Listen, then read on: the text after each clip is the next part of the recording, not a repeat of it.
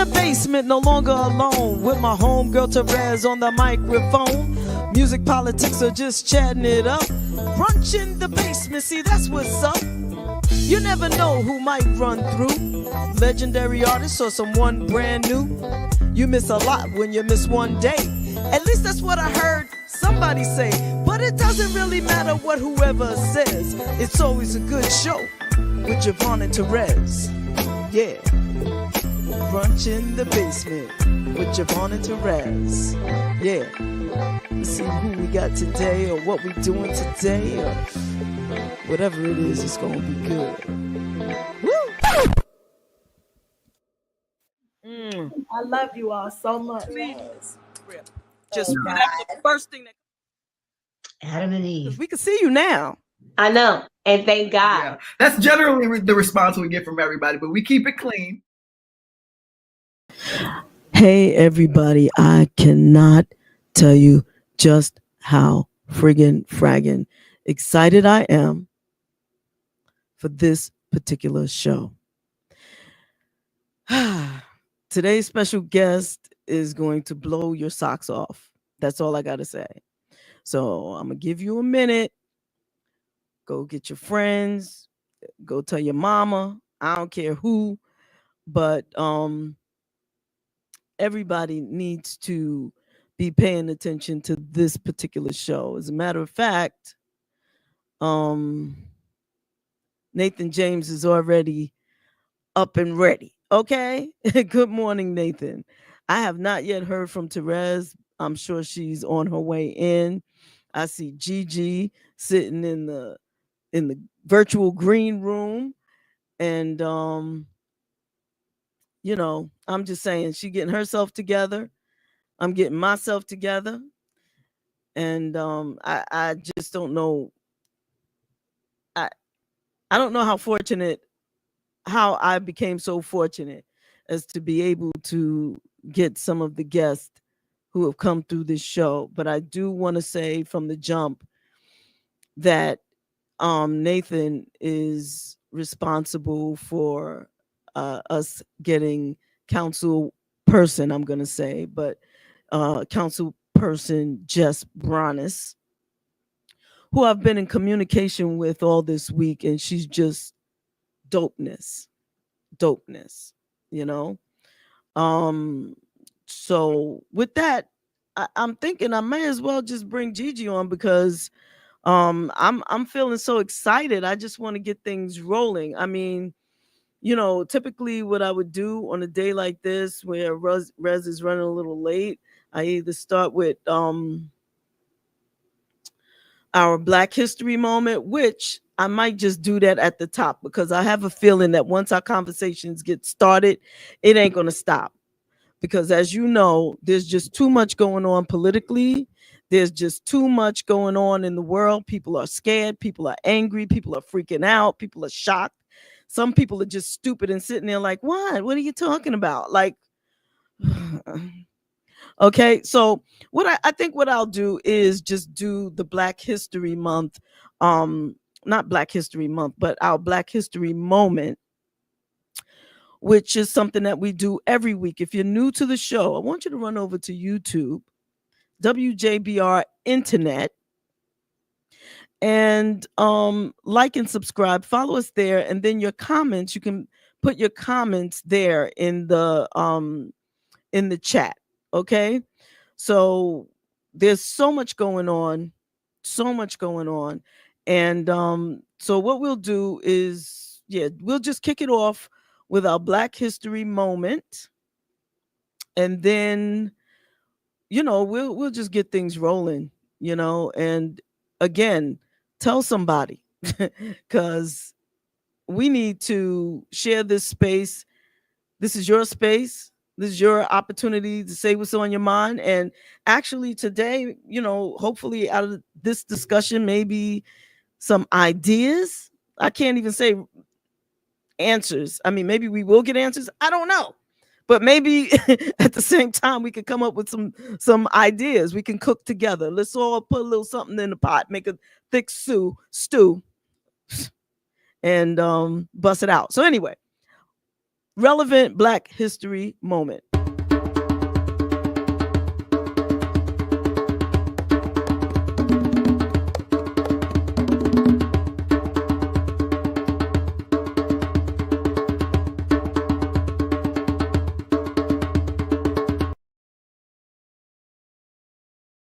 Okay, today, January 25th, 1972, was the day that Shirley Chisholm announced her run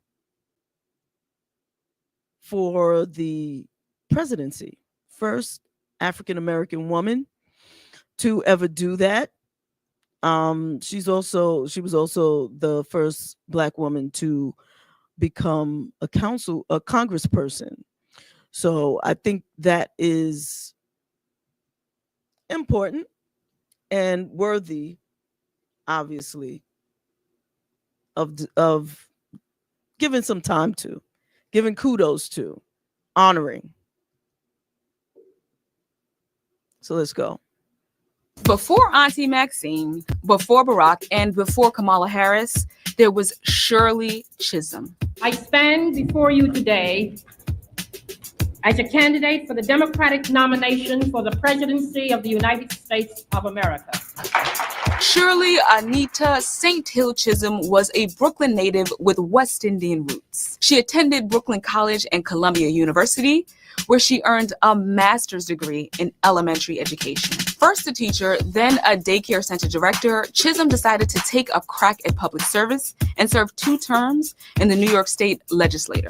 She made history in 1968 when she became the first Black woman to be elected to the U.S. Congress representing the 12th Congressional District of Brooklyn. Bed-Stuy, stand up! Chisholm was also a founding member of both the Congressional Black Caucus and the Congressional Women's Caucus. But Our Lady had her sights set on the highest office in the country. In January 1972, Shirley Chisholm announced her run for presidency and would become the first African-American woman from any major party to do so. I am not the candidate of Black America, although I am Black and proud.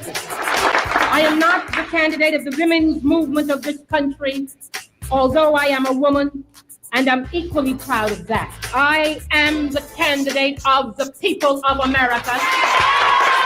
She ran during a crazy time in American history. Malcolm X, MLK, and Bobby Kennedy had all been assassinated. The civil rights movement had technically ended, but it's not like Black and brown folks weren't still fighting for equality. And Shirley Chisholm was like, I'm here for it. The United States Constitution stipulates that anyone that is 35 years of age or over and is a natural-born citizen can run for the presidency. All of us meet that criteria, the people will make a decision. This woman was out here snatching wigs and toupees before we even had a name for it. And she had to be tough because it was dangerous on the campaign trail.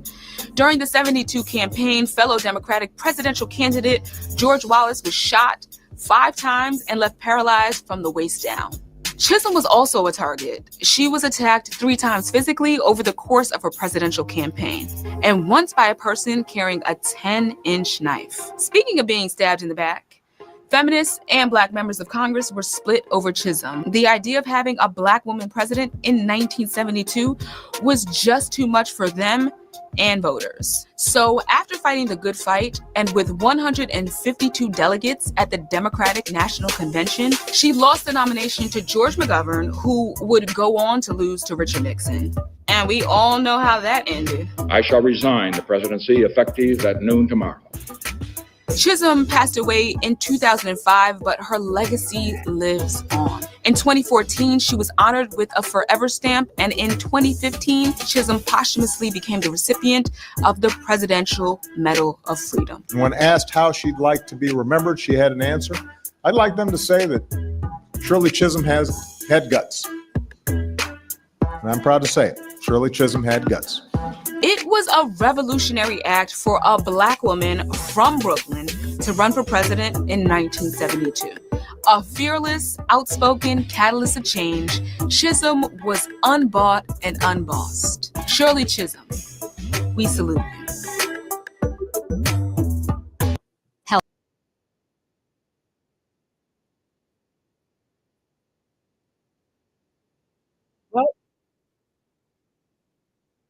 Sorry, I'm chewing, but it's brunch in the basement with JaVonne and Terez. I cannot hear you, Rez. You are muted. Good morning. Late and muted. I wish I could give out a penalty for that. Late and muted. It's okay that you were late, but the muted part, we can't have that. The double dose. That's outrageous. Oh my goodness. Right? Have fines and shit. Man, Oh man. How you doing, Rez? I'm okay. You know, I'm testing that temperature daily. You know, I'm okay today, which is great. You know, We are full of shenanigans in this country right now. That's all I got to say. good morning, Nathan. Yeah, it is. Yes, it is- Nathan James came through first thing in the morning because, as you know, we got his girl on the show today. I'm so hyped. I'm so excited about this. As a matter of fact, you know how I like to drag it out. You know, me and you talk. Then after about half an hour, we bring Gigi in so she could add some spice and shit. Nah, we bringing Gigi on right now. What's up, G? Happy Saturday. Peace and blessings. It's just too much, baby. We bubbling. Okay. Yes. All the way over, down the sides of the pot, into You know what the I'm saying? daggone wood, down the road. It's insane. I want to again give Nathan James kudos and thank you for hooking us up with our special guest today, because I've been in contact with her and just the energy through the damn emails. I'm like, damn, this is a cool person, man. I really, would like to get to know her better. You know, we can hang out. You know, what's up with that? Excuse me. You know, it's a good thing. But God bless you. God And bless that's the you. other thing, man. How are we going? Okay, first of all, I don't even know how to say first of all, because all of it is first of all. Yes. You know, for the past couple of shows, right? I've been kind of laid back. I really have. I've been letting y'all, but this shit is ridiculous. This is, it's just fucking, I don't want to just come out here and just cuss, but fuck it. That's just where I'm at right now. Fucking motherfucking shit. Let it fly. Let it fly. Like if you have children, get them away from your screen, your radio, whatever you listen, get them away. Today might not be that day. Today might not be the day. Yeah, I don't want the kiddies to hear this, and I don't mean to be disrespectful, but what the fuck is happening? What in the shenanigans of the entire universe? Now you're talking my language. See. So Gigi, actually, this is shit I've been talking about since forever, and Gigi can testify to that. It's just I've not been. I guess I don't want to. I think I've been calm in my expression. Feeling you like come all the way down. Like you came. Oh, I know you had to step back a little bit, and I kind of picked up y'all energy, and I've been, then But like Gigi from day one, right? And I'm speaking to Gigi about this because Gigi, when that guy, which for those of you who do not know, you will pick up who Captain Chaos is. We do not say certain names on this show, right? We do not say certain names. So Captain Chaos is also, if you know the movie Boomerang, starring Eddie Murphy, think Lady Eloise, right? Because there's a bunch of people behind the scenes actually doing the shit. Yes. Right. Lady Eloise is about the fragrance, but she ain't running shit. Right. So we got Lady Eloise, we got Captain Chaos. I would like to stay away from calling people, fruity names like oranges and orange and things like that. That's just too common. That's too close to what it actually is. Let's just stick to Captain Chaos and Lady Eloise. Of distraction. Now, don't forget that, because he is the big distractor. This Captain Distraction. Yeah, I like that too. Distraction 101. It's a lot of that. So, for those of you who may not have been following, and I'm hoping that as you watch today, you you bring in your friends, not because I want numbers and I want, a lot of people to see my show, because I this is nothing to do with that shit. This is a discussion about what's going on that is going to negatively impact all of us, every single one of us. Okay, so good morning, Black Anonymous. Good morning, Kimberly. Good morning. Good morning. Happy Saturday. Peace and blessings. If you're watching on Facebook, please let somebody know, share the screen or whatever. You can also join us on YouTube, and then your comments I'll be able to see. If you are commenting on Facebook, I can't see your comments. As a matter of fact, I'm gonna let y'all talk for a minute because I feel like I've been running my mouth. Go on down to the YouTube. Yeah, but please go to YouTube and put your comments in where we can put them on the screen so that everybody can see them, and we'll do it like that. I'm also going to be removing the share from the Facebook page In the Basement with JaVonne and Terez, and adding Instagram, the Instagram page instead. So, catch us where you can. Fuck it. Okay? So I'm gonna shut up now and let y'all do it. But I like this also. Weapon of mass destruction, WMD. Let's keep it real. Let's keep it real. I just want to thank you, Gigi. For what, Brass? Well, you don't understand something, because, the way JaVonne sounds right now has been me throughout the last however many years, right? And she's been the calm one and the educated one in helping break down what I've called fuckery from the beginning, right? I've called out a little bit of everybody, right? And I mean everybody. She's made me take a second look at, certain candidates when I said publicly they should be on a milk box, so she's kind of really, because I'm a kind of straight talk makes for a straight understanding kind of person. And when I see things that don't make sense, right, it to me, right, she will spend the time to eloquently break it down, so at least that I understand, right, what's happening, to then say it still don't make no motherfucking sense, right?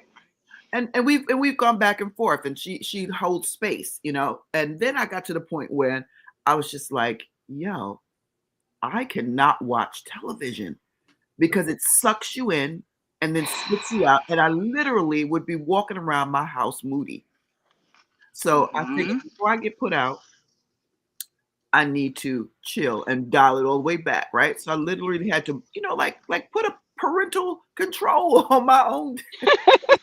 No kids up in it, And I know I was killing JaVonne in the process. Because I was killing me in the process. See, here's the thing, Rez. Yeah. We could both sit here and be angry and just yelling about how insane and how crazy it is, but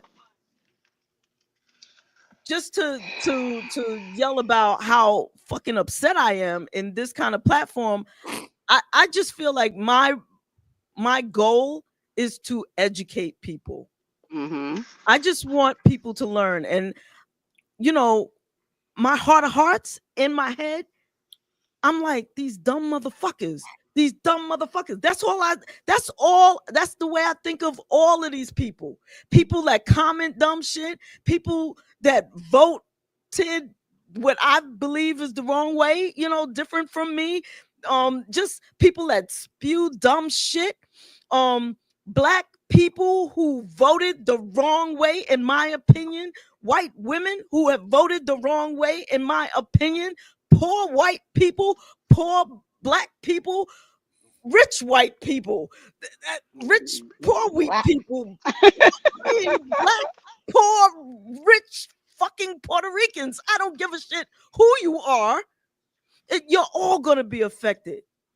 Well, and the funny part is, as I sat here this week, now I watched this week, right, deliberately, because as I watched them run ICE up and through the rivers in New York, up and through the Broad Street in Newark, up and through parts of Chicago, I said to myself, and I'm trying to resist the urge, because that same square where they were popping folks over Broad Street was the same area where they interviewed a whole bunch of folks that was pro him too.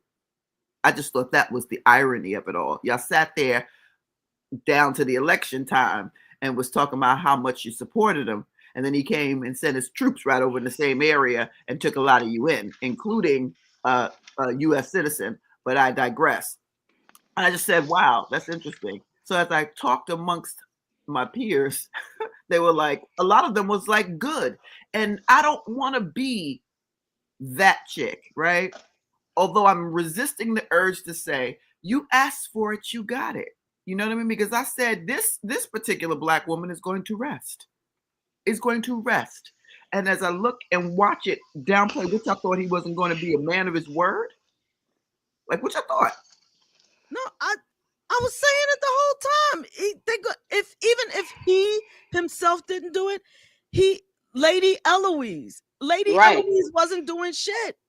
But there was a whole big company that was selling the product under her name. So whether he actually did it or the people who run the company, which, Rez, you're the first one to say that the United States of America is just an organization, a company, right? It's a corporation, period. It is. It's a corporation. So there's a whole bunch of people, and all of those people wrote out Project 2025, Agenda 47. It's fucking in writing, and Gigi has been reading it to us step by step, and this is what has been coming. It's because they never wanted to believe it. That's all they kept saying. That's not his. That's not him. It's not him. It's not him. And as much as you try to explain to them and tell them, yes, it is, you can never get them to hear you. I read from it, even still, for myself.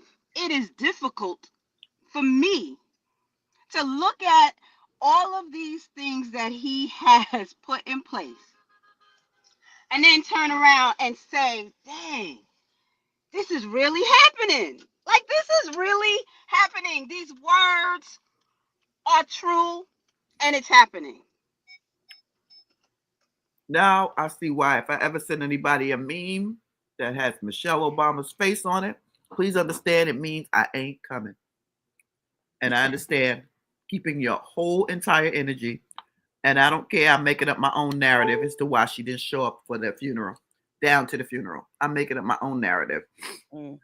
But at the end of the day, it's kind of funny because you got to sit back. He is trying to dismantle parts of the Constitution. Crazy. He wants to run for another, trying to get rid of term limits, Rez, he is put in order, and the Air Force, the United States Air Force, has agreed to no longer teach their cadets about the Tuskegee Airmen.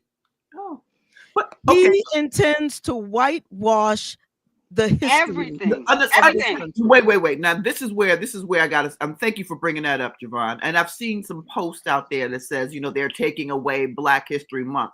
Let me tell you something, Black people, and please listen. And I don't care what kind of backlash I get from what I'm about to say.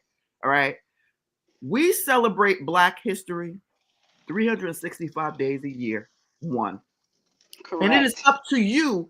There's nothing for everybody that deems himself African American, however, Black, whatever you want to call yourself under the diaspora, to post something relative to the history of your people anytime you want to. They don't give you fucking permission when to fucking celebrate. Are y'all nuts?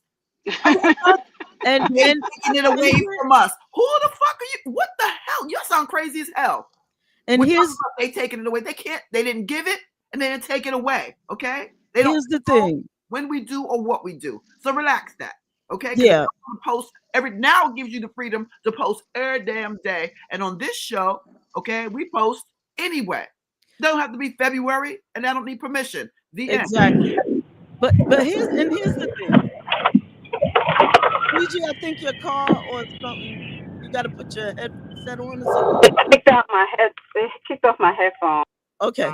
So here's the thing about that. Start downloading video that you think is relevant, that you want people to see. Start downloading it. Get USB drives, thumb drives, or whatever you call them, and start downloading things that you want to pass on to your children, information. Collect books, all of that, because they're going to start scrubbing the internet. There are certain things that he has said in the past that you can't find it on the internet. You just can't. And I know that there's supposed to be some back channel from some other VPN thing. Way back. If you know about it, they know about it.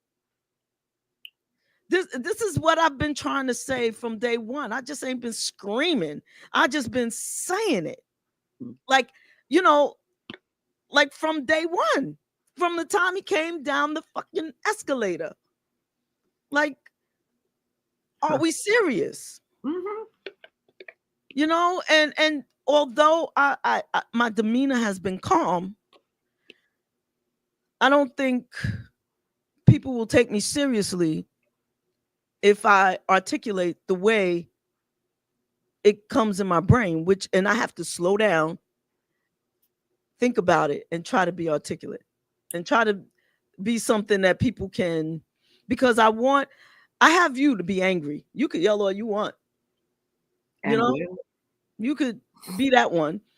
And I will be the one to spell it out. Because when I'm angry, all I'm going to say is these dumb motherfuckers, because I think they're a bunch of dumb motherfuckers. So what does that mean, though? What does dumb motherfucker really mean? Well, it's ignorant asses. Like, what? I mean, that's what I think. Well, that's what it is. It just, I mean, being angry doesn't necessarily mean you're spewing things that, you can't make sense out of. I would like to think that if I'm going to be angry, and I am, or if I'm yelling about something, it's something that just done pissed me all the way off, because that's not even my natural disposition or my resting disposition. My resting disposition is quiet and just shaking my head, because sometimes I don't even want to attach to the idea of it, right?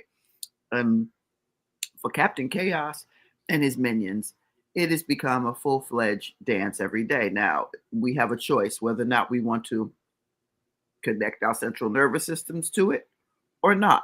I would suggest you not, because, for those that, want to know what's going on, i.e. myself, you don't want to be jumped with nothing. You got to pay attention to some of it. So pick your days of the week that you're going to tune in very briefly and monitor your intake of the madness, quite frankly. And at the same time, as Rez is telling you to take a break from it, I'm telling you, please look every day, because they be slipping shit in. They be slipping shit in. And from 2016 up until this election in 2025, a straight, what is that? How many years is that? That's 5 years? No, that's more than 5 years. How many fucking years is that? From 2016 to 24, that's 8 years, right? Mm-hmm. I watched and I sought out information every fucking day. Every day. I was educating myself on this shit that was about to come. And I tried to warn people through the show, took a break from the show because it got to be too much, but I stayed informed. And now I can't do it anymore. So now I need y'all to inform me. I need y'all to look, because I'm burnt out. And that's just, I don't want to be burnt out, not on this shit. And I think that's what it's designed to do, to burn you out. Because it's not like listen, outside of the elections, and paying attention to what's going on now, right? Like now they introduced the bill on the floor for this clown to be, run another term. A third term. But this is stuff they had in abeyance anyway. It's like, when I get back, I'm gonna do this. So they start planning, right? But it's all written out. It's but that's 2025. But I'm speaking to the people that are saying now he's doing. No, this stuff was mapped out. I think the first term that he served was a tester, because he don't think he actually thought he was going to be up in that camp. And he didn't know what he was doing during the first term. And the things that he tried to do, there were people in place there that actually stopped him from doing some of the shenanigans. Okay.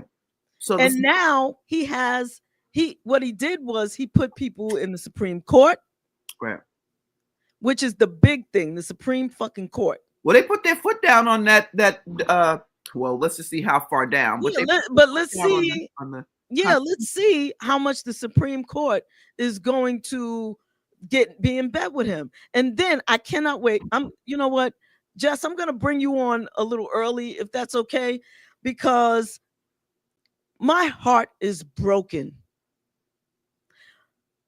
Fetterman.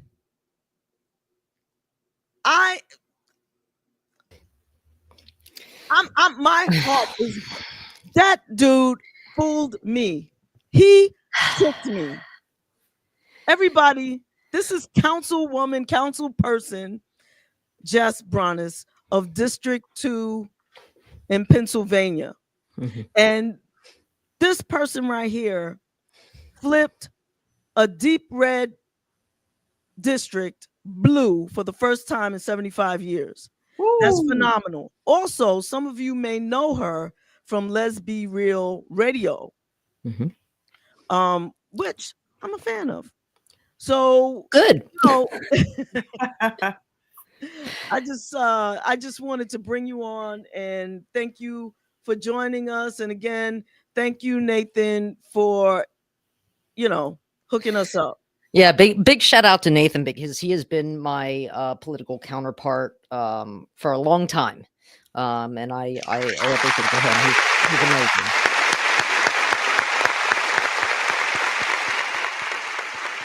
amazing. And I do want to thank you guys for bringing me on. And I know Gigi jumped off for a second, but I'm really excited that she's wearing Eagles gear, because we're gonna win tomorrow. We are gonna win tomorrow. I mean, think about it. We have the Philadelphia Eagles with Saquon Barkley, my new man. It's like watching. Well, you know what? I'm a Giants fan. I know, but you guys got rid of him. Not you guys. Not you guys. Saquon will always be my baby, and I don't care who he plays for. I don't care who he plays for. I will always root for him to win. I love him, but as a Giants fan, this is the first time I'm ever leaning toward, and really, I don't care about the rest of them. Only Saquon. I want to see him be MVP. He deserves it. He deserves it. I mean, I've never seen anything like it. I think Jalen Hurts sucks, but I think you put Saquon on any team, and he's going to score. He's going to score. Well, I think it's very surreal, because we are at this like breaking point in our government, which you guys have been talking about. I'm such big fans of your show, and I am so thankful that you're bringing me on with you to have this discussion. But think about it. We're playing the city of brotherly love, the home of this nation, and the Constitution are playing the Washington Commanders. Wow. And you know what? If we win, that's going to be a big telltale, because we will win. I am rooting for Philly in this fight. Yes. I'm absolutely, and I will be watching. I am an avid football fan. Yeah. Yeah. I think I just think it's such a just a way to kind of wrap up the times and show people what we as citizens need to do now, just by watching this football game tomorrow. Yeah. Because the city of brotherly love. You're right. You're right. I mean, I didn't even think of that, and I love analogies. Yeah. So let's get it. Let's get it. God, we're gonna get it. I'm not gonna say that mantra that you guys say. I just can't, because it'll make me. Well, that's okay, because apparently our mayor got it wrong, which I was really upset with. Let's do that. I was really upset with that, but that's okay. She apologized. She'll get it right tomorrow. So I'm not worried about it. I'm not worried about it. But no, I really want to thank you. And I love that this is like a brunch in the basement and in the basement with you guys, because I had seen a short, I believe on YouTube, and it's this woman, probably maybe around my age, maybe a little bit older. I mean, I'm going to be 50. And she was saying, you know what? We always say when they go low, we go high. She's like, when they go low, I'm going all the way to the fucking basement. So I think this is really, I think this is the time where you know, it's nice to be diplomatic and play the game, and we have certain, you know, rules that we like to follow to make us look like we're up here. But like, quite frankly, there's a time to take the gloves off and take the hoop earrings out. Exactly. And this is where I'm at now. You know, like I said, you know, I've always, I think from what Terez and I were saying earlier, you know, she's the one that's like, and I've been like, hold on, let's think of it. Now I'm like, these dumb motherfuckers, you know, I'm with her. I'm like, okay, Rez, let's go. You know, let's kick their asses, because it's beyond being articulate. There's no room for. And you know what? You don't need to be. Like, to be quite honest with you, you don't need to be. I mean, you know, that, and I'm not going to say all Republicans, because we know that's not true. I mean, when I was working with the Harris Walz campaign here in my area during the election, which was amazing. I mean, you had Republicans for Harris. You had all different kind of groups that were either always there or formulated, and we all joined together.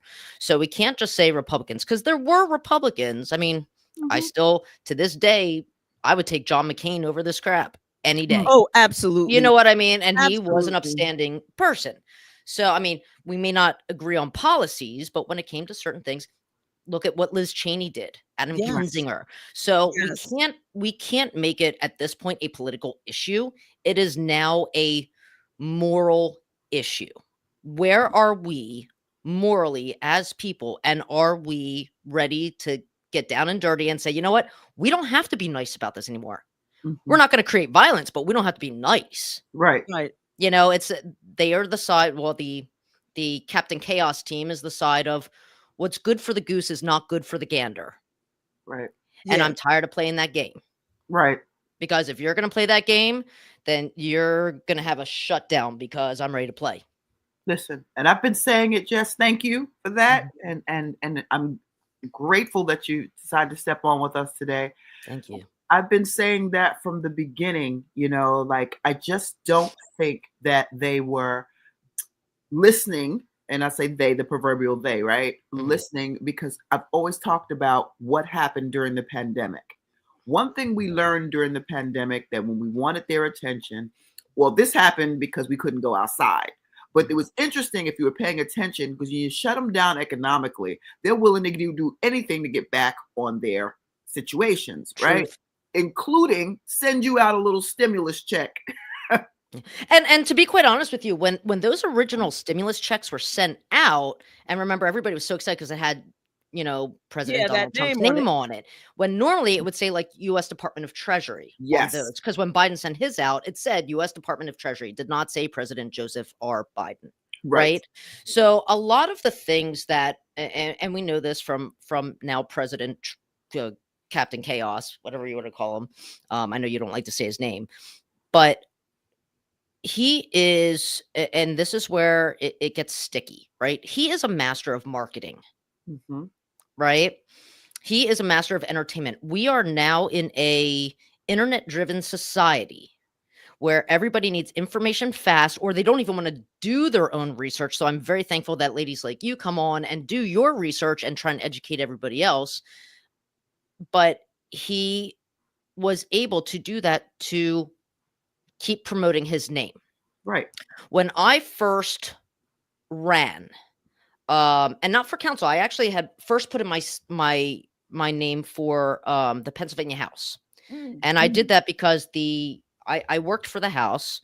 I worked for the legislative district office here, and the representative that I worked under had to resign. The whole staff resigned at the same time, except for me. I stayed. I called the Capitol. I said, guess what? I'm the only one you got left to keep this running for the people who deserve access to their programs. Right. So I did that, and they had to have a special election. So I put my hat in the ring for that. It went to somebody else who actually I became her district director, or some states would call it a chief of staff. And it was wonderful. But I could tell you, when I was prepping for that, and thank you, big shout out to Nathan James, because he was my prep work right there. Like he had me on point. But I was also being consulted by a woman who in the 70s was they were prepping her to run for, I think, district attorney. And she's a family friend. And she said to me, you know what? You're going to put your name in the hat, or your hat in the ring. She's like, you may not win the first time, but they'll know your name, so you'll win the second time. And I know that we have gone through a period where, especially in the past couple of months, where we could not believe how this happened. We lost focus. We separated. Oh, it was about gender. It was about race. It was about this. It was about a lot of things. But you have to remember, that man, when he left office the first time, he's been still campaigning all these years. And I can tell you something, the Harris-Walz campaign was off the hook. I mean, that shit was off the chain. I was so proud. It was the best campaign I've ever witnessed. It was amazing. But the vibes, man, the vibes. But here's my question, Jess. Here's my question, especially in Pennsylvania, right? Pennsylvania, you did us dirty. You did us dirty, Pennsylvania. Did they? Because Elon came down there on some real interesting alleged electronic shit. You know, I know. I've been keeping up with it. That's what I wanted to ask. Did you ever have a feeling that there was something that was? Girl, I had a feeling something was going to go wrong when he decided to run. You know, I mean, come on. He did it the first time. I mean, I'm not going to sit there and say that is fact, because I can't do that. But I can. My problem is that if there is a problem, why aren't people calling it out? And that's part of the Democrats. The Democrats have become complacent. They don't fight, and they don't call things out because they want to do everything the way they traditionally do things, which is fine. But there's a point where you have to say, you know what? We knew that there is something wrong here, and we're going to get it checked out. And that's like the difference between me trying to be articulate and calling them dumb motherfuckers. You know, like there comes a time where you have to grease up and take the, like you said, the hoop earrings off. Yeah. And you know, get ready to throw down. But my question is whether or not the ballots, for the most part, were blue in Pennsylvania, and then the top, like, is that true? So Pennsylvania is really a weird state, and you guys are in New Jersey and New York, right? You're like in that area. Okay, so Pennsylvania is really weird. So I grew up in Lancaster County, which is an extremely Republican area. Now, the Democrats have been, you know, kind of making headway there, at least in state elections, and in presidential elections. Philadelphia area, we're pretty good. So Philadelphia, Delaware County, which is where I am, Montgomery County, Chester County is a little on the border, but Southeast Pennsylvania is generally now blue. It took years to get here. It took a good decade to get to this spot. Now, there are spots like one of our neighboring counties, Bucks County, where New Hope, Pennsylvania is. Now, New Hope is like the gay mecca of Pennsylvania. I love it. I could spend all of my time there. And I used to spend all my time there before I got my dog. But they still are, and they have wonderful candidates up there. But that county in general is still very Republican because they are very wealthy up there. Mm-hmm. So it's either you have the middle of the state that is not necessarily wealthy, or more rural communities. And then you have the outliers of the urban communities, and then maybe some wealthy communities up here that are going to go Republican, maybe an area south of Pittsburgh that's more towards West Virginia that might go Republican. But the population density of our voters are really concentrated in those two urban areas. Originally, we used to be concentrated, of course, in Philadelphia, but we spread out to Montgomery County. We spread out to Delaware County. We're starting to spread out into Chester County. We've done a little bit with Lancaster City, which Lancaster City was actually one of the capitals of the United States back in the day for a short period. So it all depends on the makeup. Of course, gerrymandering screws everything up because that doesn't fall on the Democratic lines. It's always going to be there to help the Republicans because they've been playing these shenanigans for centuries. Yeah. It's just a shame that all of this is happening, and next year is the 250th anniversary of the United States. And if you look back in history, for centuries, most powerhouses that were on the pedestal fell within 300 years. Now there's a point. And that's what should scare people. They shouldn't be scared about these executive orders that were signed. A lot of them are going to be challenged legally because they don't necessarily fit under the Constitution. Many of them may be challenged. Now, they can probably be activated, but there are some like wiping out the Department of Education. The Department of Education was set up by Congress because departments are supposed to be set up by Congress. He can't do anything about that. It would take a congressional act to abolish it. But what do you do instead? And I've learned this in my own personal, when I ended up losing my job with the House, I learned this by personal experience. If it's not something that's done by law, what you do is you make the system as inefficient as possible. Right. And that's what he's doing with all these cabinet picks. Right. Because you can't sit there and say everything's going to be merit-based and then you're putting these motherfuckers in the cabinet. That part. That part. But he's doing it so that way. A walking contradiction to everything. So but that way, but people don't know enough or are educated enough in A, the legislative process, B, what the separate branches of government do, and C, how to actually read the legislation that goes into play. And sometimes that's some long shit to read. Thank you, Gigi. That's one of the things. Yes, thank you, Gigi. So that's one of the things, though, just that I've been saying also, that the biggest problem in this country is education. Our people, the American people, are not educated and are not interested enough to learn about the truth of history and what our three branches of government do and what can and cannot be done legally, and politically even, it's that kind of thing.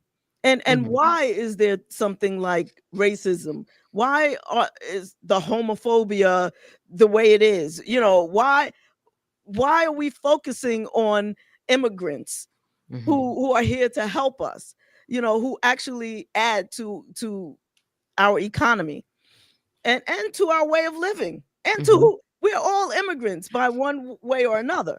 Yeah. I don't know if you saw Jasmine Crockett, who I love. Love her. Yes. I would marry her in a heartbeat. I would marry that woman. Get in line, Jess. Get in line. I love her. Right? So I We all love her. I watched something on YouTube because I follow her anyway, and she did a little trivia. I saw it in there, and she was breaking it down, particularly as it related to immigrants. And she just said, and she allowed them to go on record for their answers, which was brilliant, because it's not that you don't know. Do you think that half of the shit they do, they don't, and they're not aware of it? It's they send a central message with, we know, we don't give a fuck, right? So it takes somebody like a Jasmine Crockett that's sitting there, powerhouse, that's going to call them out on the bullshit. Well, that's what I'm saying. Like with all of us, like, don't worry about being having your speech sound, enticing to whatever class, because that's not how you get to the point. And I see that Kimberly Callahan, who I don't know, but we need to bring back Schoolhouse Rock, absolutely, because we were all probably raised with that. Absolutely, you know what I mean. And when I was a kid, and I'm sure it was the same for you guys, we grew up learning about American history and government. Now, granted, I don't know how And I could probably say this from experience because I read Christopher Columbus's original diary, and they don't teach things the way they should be teaching some of it, and I read it from its original language because I had to, because I was a Spanish major. But like the schools now, and I used to be a high school teacher, the schools now, it's kind of like with legislation, that chip by chip by chip, they're trying to cut out so kids aren't informed. Now, there are schools that still have like a U.S. government course, but it may be an AP course that a lot of students won't take. Right. And we have a situation where they're trying to erase certain history, which they should not be doing at all, and replacing it. And the only thing I could think of is, I think Kim Jong-un's father started doing that in North Korea. He rewrote his bio, his history. His son, Kim Jong, or whoever's there now, the one with the bad haircut, he, started in film, and he was doing propaganda film. I think for anybody who wants to know the playbook, seriously, go onto Netflix and watch How to Become a Tyrant. Oh. And it goes through, each episode goes through a certain tyrant that we have had or still have in American history, and what their specific part of the playbook was. Because I could tell you, it's very telling of what we have even seen in the past 5 days, and what we've seen over 8 years. Wow. Because I am a firm believer, like I erased Twitter a long time ago, right? Or X, or whatever they call it. Facebook and Instagram, I don't want to be on there. And I know, like with you guys, like it's still a way to publicize and get the message out. But I also don't want to be the consumer of that man. So that makes it kind of difficult. So when we get into the aspect of propaganda and where it goes and where the message goes, we got two things that we can do. A, hit them where it hurts. Now, if you watched the inauguration, which I don't know if you did or not. No, we didn't. I was not going to, but I Did not. did, because I saw one key thing, and I know people have been talking about it. One key thing that I saw is that normally when you have a presidential inauguration, you have like cabinet members, maybe nominees, governors, congressional members, all sitting right there. Who was sitting in front of all them? Bezos, Musk, Mm-hmm. Tim Cook from Apple. Mm-hmm. Wow. All the what they're calling the tech bros are now sitting in front, and that was deliberate. I guarantee that was deliberate, It's because also that's showing who's in control. Mm-hmm. Mm-hmm. Because and I'm sorry, but if there is a GOP member that's out there, they should have felt like it was a slap in the face. They should have. And it was. It was a proverbial slap. It was. It was. Speaking of a slap in the face, those black men that were, trying to help him out, got nothing. Got nothing. Got How do you guys feel about Snoop Dogg performing? Oh boy. Well, I'm gonna keep it real. Keep it real. We had this discussion. Yes. And we,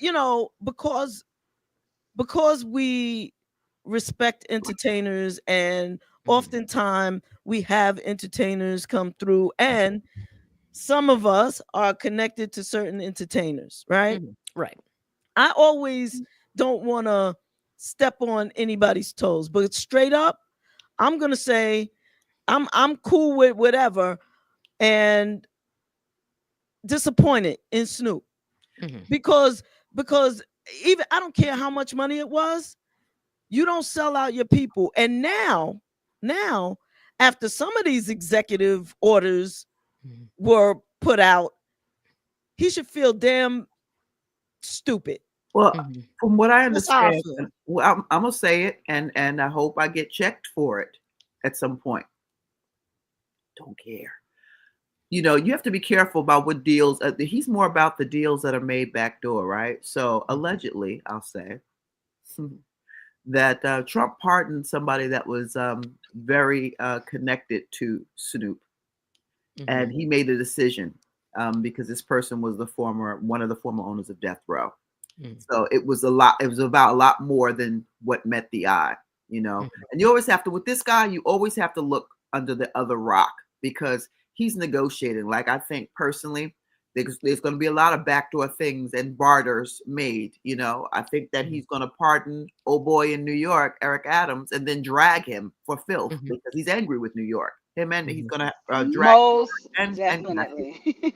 Definitely, I'm waiting for that. Because everything with him is transactional. Everything. So here's my thing. Everything. If anything, if Snoop made a deal with the devil, you know, then you reap what you sow. You don't sell out all of your people, your whole country for one motherfucker. You just don't do it. You just don't do it. Depends on what his alleged, like look at Nelly. Now, I don't know who, you know, notoriously, you know, he's got a whole residency going on in Vegas. Nelly just sounds stupid. Nelly just sounds stupid. See how those numbers do, you know, and even talking about it, he couldn't make it make sense. Look, I'm gonna pose it to you guys this way, okay? Because I mean, he definitely sold out, but and it sucks because like in 2016, 2017, he would have said no. He did say no, and waited, and now that's changed. So any of you ladies, like if you were in this situation, and sometimes it's like, why not capitalize on their stupidity, right? Why not capitalize it? And some people think like this. Like, would you? I want to hear this because I would be very interested in this.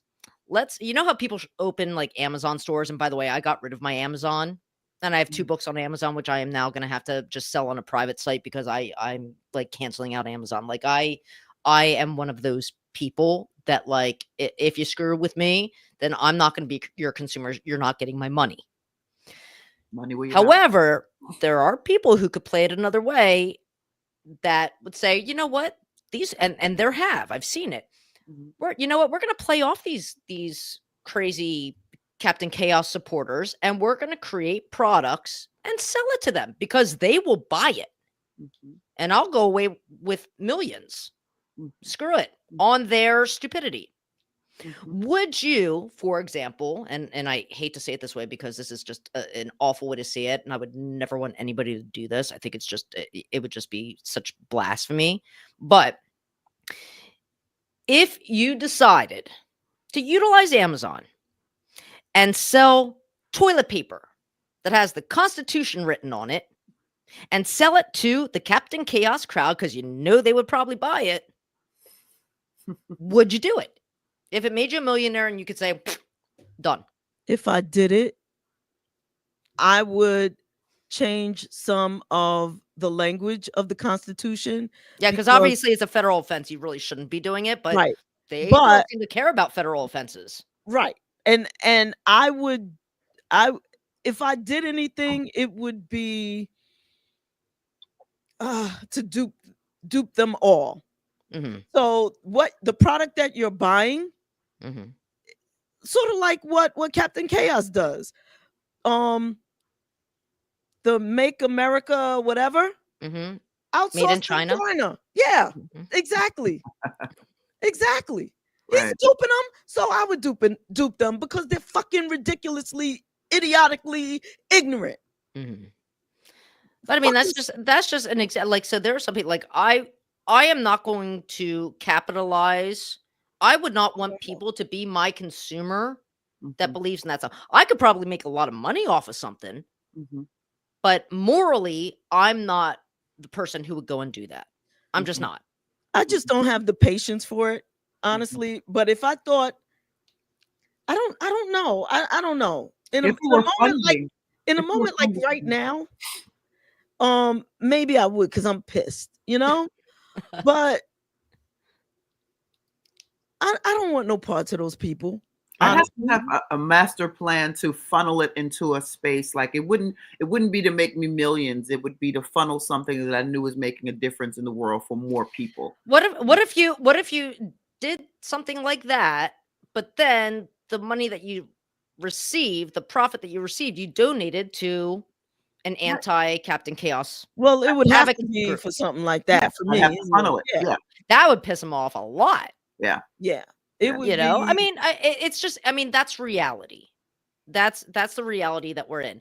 But I mean, half of these things, like even some of these executive orders where he is going to be challenged, he's doing it for a lot of it he's doing for show because his followers are like, look, he's already done this. you were right, Jess. You were getting ready to say believers. Mm-hmm. And he ain't done it yet. It still would have to go through this Followers. action or this action. yeah, Cults. politicians have followers. Mhm. Cult leaders have believers. Believers. Exactly. Right. And they are believers, no matter what you say to them. What really gets me when I'm listening to them, I'm listening on TikTok a lot, and I'm on YouTube, and I read a lot of the comments, and I listen to, no matter what facts you bring to them, it doesn't matter if you read it Doesn't straight matter. from the book, they will turn themselves into a pretzel to still make the case that he's right. It Right. doesn't matter. Even when we talked about the J6 and they said, oh, well, Gigi, you froze up. I think I know where she was going with it. Yeah. And I don't want to spend any more time convincing the willfully ignorant either. And you really 'cause can't. You can't convince them. No. Okay, she's back. We're just going to go to the age-old social work term, which is, how's that working for you? You know? Yeah, exactly. Because it ain't, and it ain't gonna. We'll just have to see, and that's why, even in this thing where we saw ICE popping up all over the place in the tri-state area, and one of the places again in Newark was where once upon a time, not too long ago, you had the Trump supporters sitting right there, Latino Trump supporters sitting right there talking about, why they're voting for him and, waving their flags in the whole 9 yards. Ironically, it was some of the same spot they ran down on and swooped people up. And I said, Captain Chaos. And I got mad when, I'm having private conversations and my friend said, oh, they got a taste of fuck around and find out. And I didn't like that. Because I'm like, that should not have been, you know what I mean? And it's like, why do you have to get to the point? What is it about this guy you trust? Or is he the proverbial bully that you all wish you had, sticking up for you in elementary school? Like, what is it? Because I go to the gym in the mornings, and there are a lot of chaos supporters at my gym. I try to go at times where I don't really see into them at all. And there was one man before the election, and his whole family's, was voting for Harris. He was a Trump supporter, but not because of that, but just because he was Republican. He's like, you don't really think he's going to do all these things, do you? And I said, second time around, yeah. And I ran into him after it, and he's like, I really didn't think he was going to do this. I was like, there you go, man. And I think what people forget, and this is what makes it a non-political situation, I think that's what we have to concentrate on. Because if you're a senior citizen, it doesn't matter which political party you belong to. If that gets cut, it's affecting all of you. Yep. When I worked for the state, one of the services of the state, for example, is unemployment, right? And there are a lot of people losing their jobs. Well, when they came in because they couldn't get a hold of them, or they had to file appeals or do whatever, the first thing I did was say, okay, what can I help you with? I did not say what political party you are. Now, it's interesting to know that years and years ago, we did have a rep in this area that if you were not a registered Republican, they would not help you in the office. Wow. That's how Republican this area was. The county that I live in used to be in a situation where, this was strong red. If you tried to get a job at one of the county offices, they would not hire you unless you made sure that your voter registration was Republican. Is that what you think he's setting up over there with the LA fire rescue stuff? One thing that you are not supposed to do, and this also relates to ICE, one thing the federal government is not supposed to do is if funds are appropriated to a state for something like the LA fires, okay, he can't say, well, I'm only going to give you the money if you do this for me. Right. That's a quid pro quo. The Yeah. same thing that he was impeached for the first time with Ukraine. Yeah. The very Like, same thing. I mean, so it would be sad if they play that game. I think there was something that came out, and I don't know if it's true or not, so I'm not gonna go verbatim on this, but it's probably speculated that he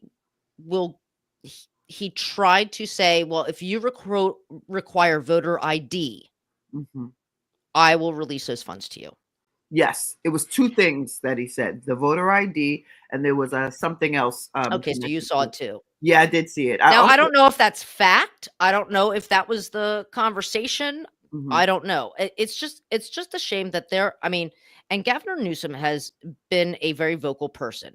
And I love the people, Jasmine Crockett, AOC. And actually, Jasmine Crockett and AOC are two women to watch right now for the next 2 years.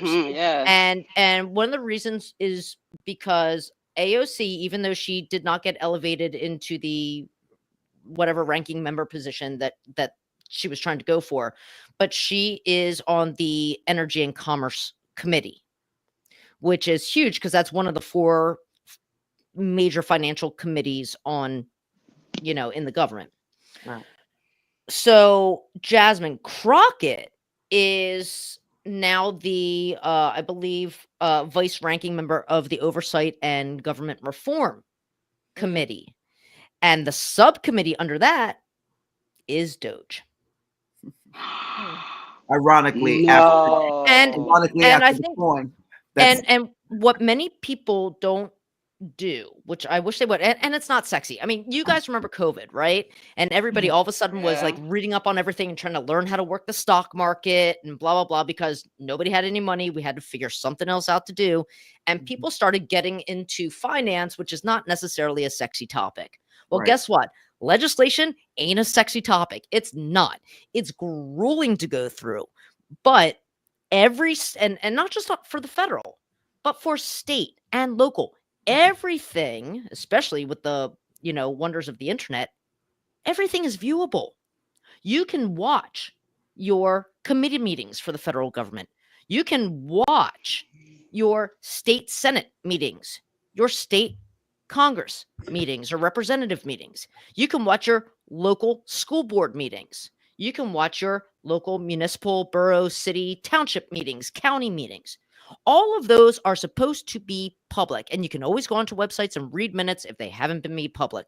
Unfortunately, just a lot of people are not going. They just are not interested. But I know they're not interested, but you know what? I can tell you right now. Yeah. If you don't know what is going on, you can't fight for what you need. Exactly. You can't. This is again why I say we have to do a better job educating. It's education and making things interesting from, like Schoolhouse Rock. Good morning, Debbie. You know what I'm saying? Like, or whatever, to get people interested in how our government runs and how we, as a people, we run the government. But we're supposed to. We're supposed to, right? But how is that? How does that work? So, if you look at it now it's going to be a really tall order. Right. And the reason why it's a tall order is that, and you guys know that we've all grown up with this, but people's personalities and view of life seem to develop psychologically by the time they're 6, right? It's not inherent. You're not born with your political notion. You're not. You're taught it, right? So we are at a point where, let's say it's been 8 years since the first time that chaos took office. Okay. So you figured if children were born the year he was sworn in, they are now 8 years old, which means they already grew up with this crap. Right. And have these ideologies set, even some a little bit before that. Now you have a whole new lot that are going to be born during this time, especially because, apparently every child is going to be born, because no women have rights anymore. But well, not everywhere. Yeah. No. But I'm afraid I don't want to see that get Yeah. there. But at that feel you. point, then you have another generation. So we have at least, and this doesn't even count, like, I'm going to be 50. This doesn't even count like former students of mine who are like maybe in their 30s, right? So we have at least 2 generations of kids, or soon to be new generation, that are going to be coming up with all this stuff.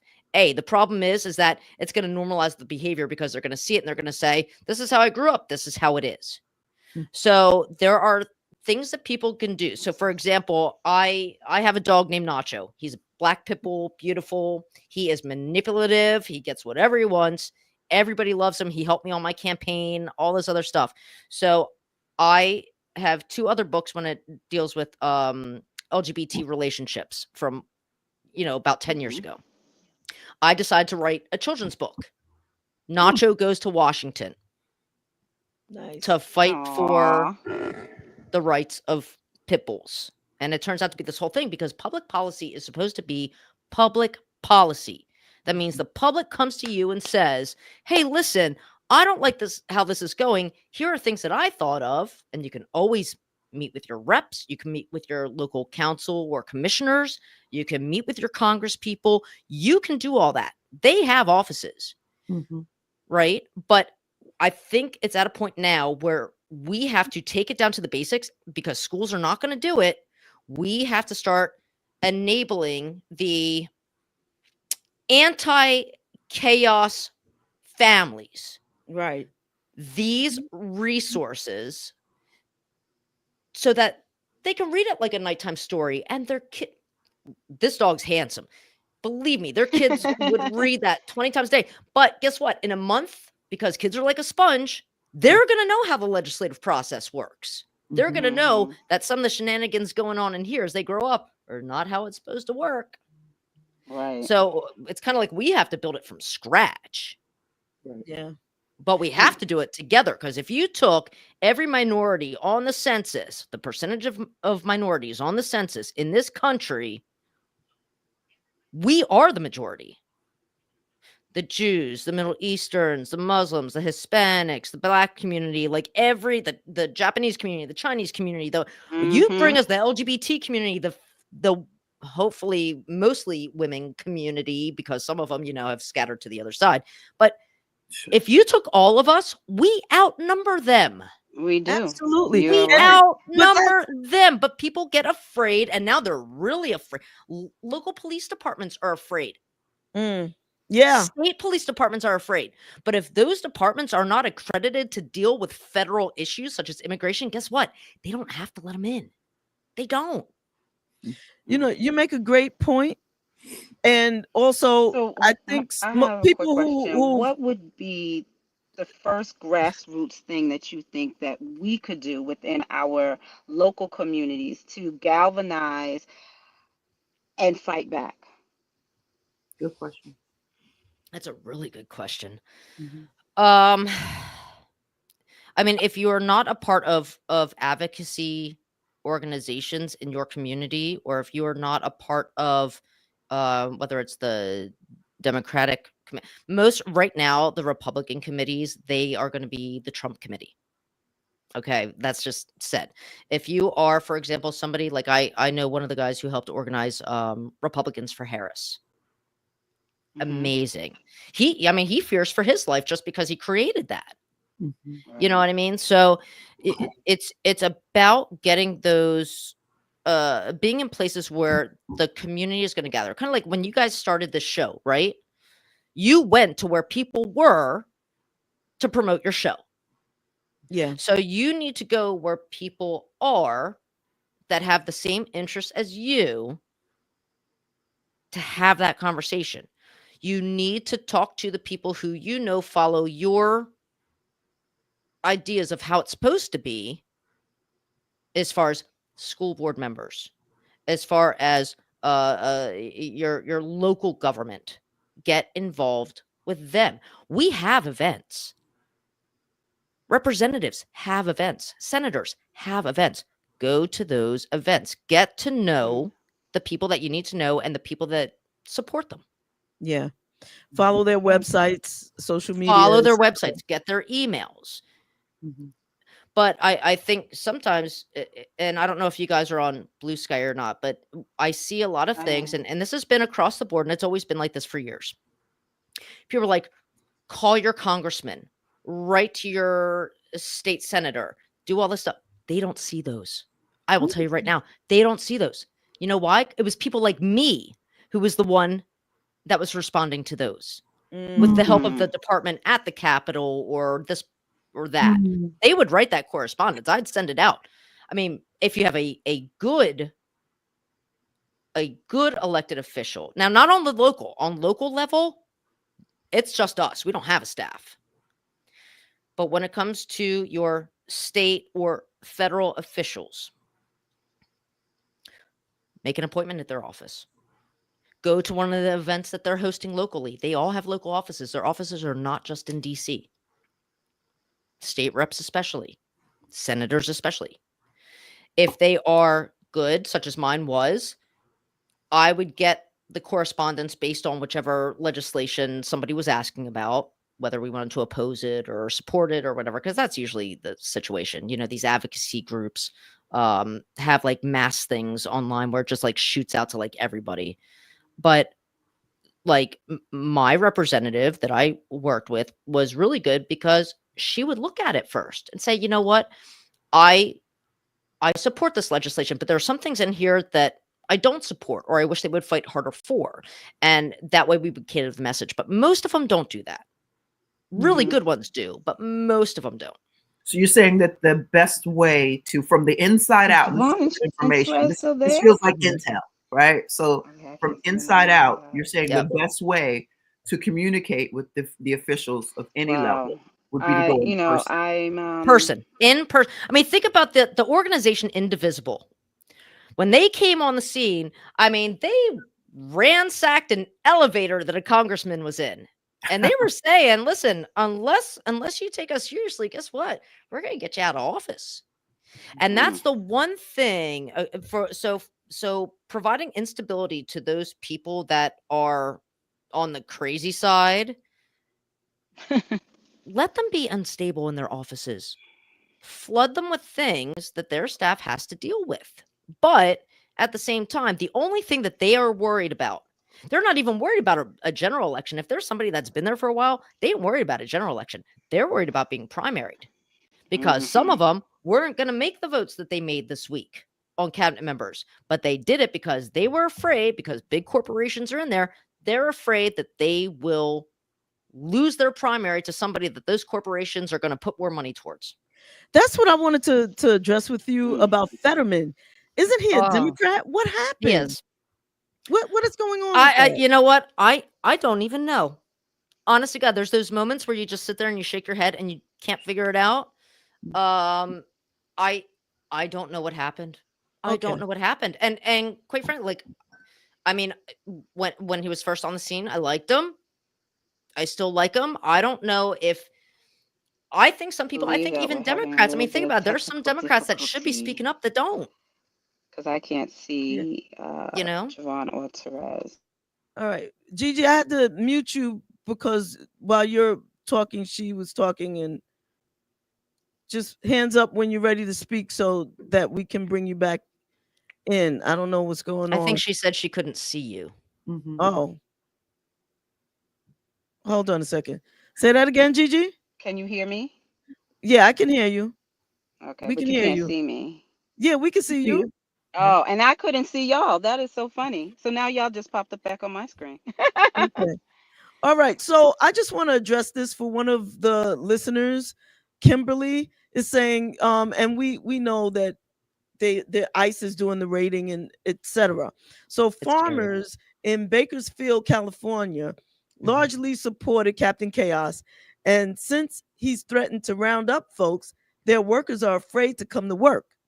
As a result, their oranges, pistachios, etc., are dying.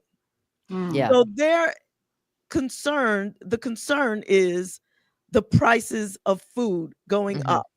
And scarcity. all Americans are going to have to start being concerned about that, because that's what's going to happen.